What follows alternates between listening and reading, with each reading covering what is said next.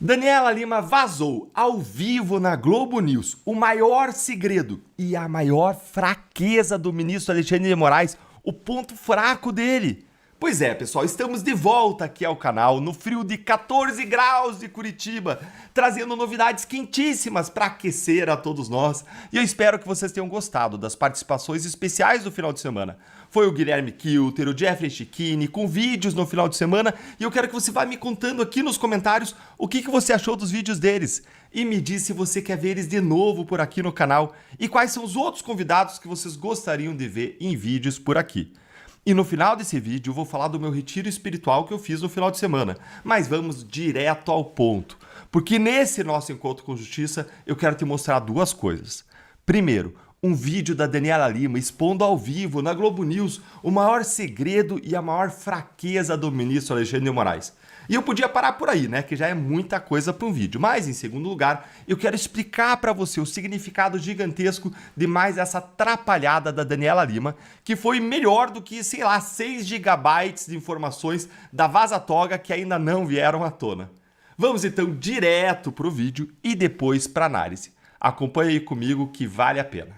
Posso ler aqui a mensagem que eu troquei com um integrante do Supremo? Eu escrevi. Ai, gente, desculpa.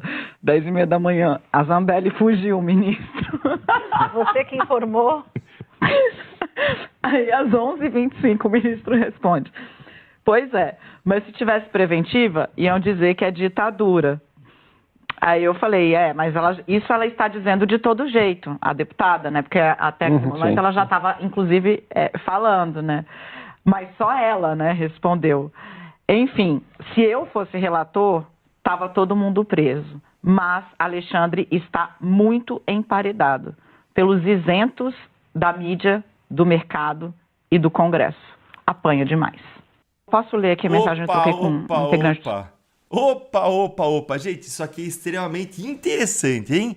E nesse final de semana em que eu tava no retiro, viralizou simplesmente a Daniela Lima revelando aí ao vivo onde o calo dói pro ministro Alexandre de Moraes. Quem precisa de inimigos com uma aliada dessas, hein, pessoal? Que expõe em rede nacional o seu maior segredo. Olha, o Hugo Freitas, advogado e colunista da Gazeta do Povo, fez uma análise de tudo que a gente descobriu nesses 46 segundos e não é pouca coisa. E a gente vai seguir aqui ponto a ponto a análise deles para cumprir a minha segunda promessa para esse vídeo. Era não só ver essa atrapalhada, mas explicar o seu significado. Acompanhe comigo, ó. Primeiro, e segundo outro ministro do STF, o que a gente descobriu nesse vídeo, que segundo um outro ministro do próprio STF, o ministro Moraes estaria se sentindo emparedado hoje. E isso estaria fazendo ele atenuar as decisões. Esse ponto é apenas mais uma prova de que os ministros do STF, eles não são juízes.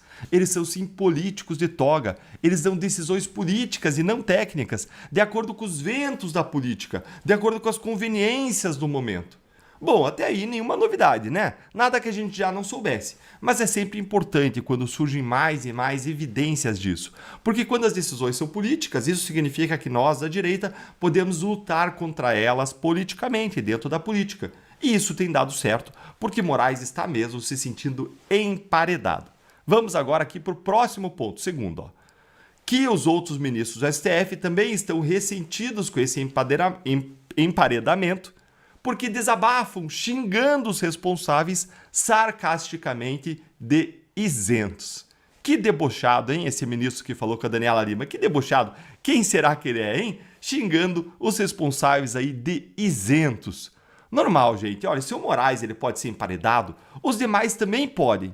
Isso aqui é bom demais, porque a Daniela Lima ela conseguiu a proeza de expor uma fraqueza coletiva dos ministros, não só de Moraes.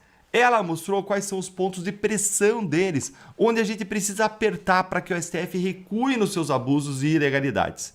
E bora agora aqui para o terceiro ponto. Ficamos sabendo também quem tem força para emparedar o relator universal do STF. Spoiler, não é Elon Musk. São os isentos da mídia, do mercado e do Congresso. Chegamos então aí, pessoal, ao ponto mais importante da análise e no segredo do Moraes e dos demais ministros. A fraqueza dele está aqui, nesse verdadeiro triângulo de sustentação do poder ilimitado do Supremo, que devem ser as 3 linhas de combate da direita: a mídia, o mercado e o Congresso. São os poderosos desses 3 grupos que, por meio da sua cumplicidade, permitem que os ministros do STF continuem cometendo atrocidades de todo tipo. E por isso o Moraes está se sentindo emparedado, porque eles têm perdido apoio nesses segmentos exatamente. Na mídia, ele é cada vez mais criticado. No mercado, deve estar todo mundo ali querendo uma distância deles por conta da ameaça de sanções dos Estados Unidos, da pena de morte financeira. E no Congresso, a direita está cada vez mais mobilizada contra os abusos do ministro, o que vai tornando mais difícil a tarefa de Mota e Alcolumbre de proteger ele, embora eles continuem a insistir nisso. Mas se esses são os 3 setores cruciais, se eles abandonarem o Moraes, isso pode significar a queda do ministro. E vamos então para o último ponto, para daí eu te contar como que foi o retiro. Olha aí, 4. Por raciocínio reverso, também ficamos sabendo, assim, quais agentes ocultos foram corresponsáveis, na melhor das hipóteses por omissão, na pior das hipóteses por instigação ou participação, pelo momento ditatorial que nós vivemos. Foram também os tais isentos da mídia, do mercado e do Congresso. Gente, me conta aí nos comentários quem você acha que são esses isentos aí que apoiam o poder ilimitado do Moraes.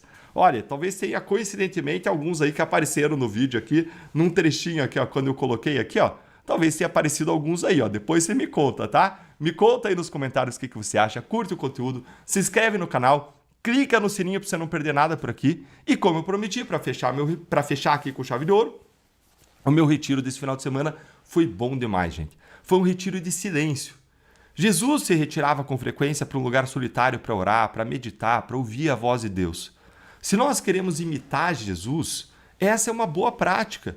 Isso me faz lembrar de um outro retiro que eu fiz no começo de 2023, em que enquanto a gente caminhava em silêncio, um líder gritava: silêncio, silêncio.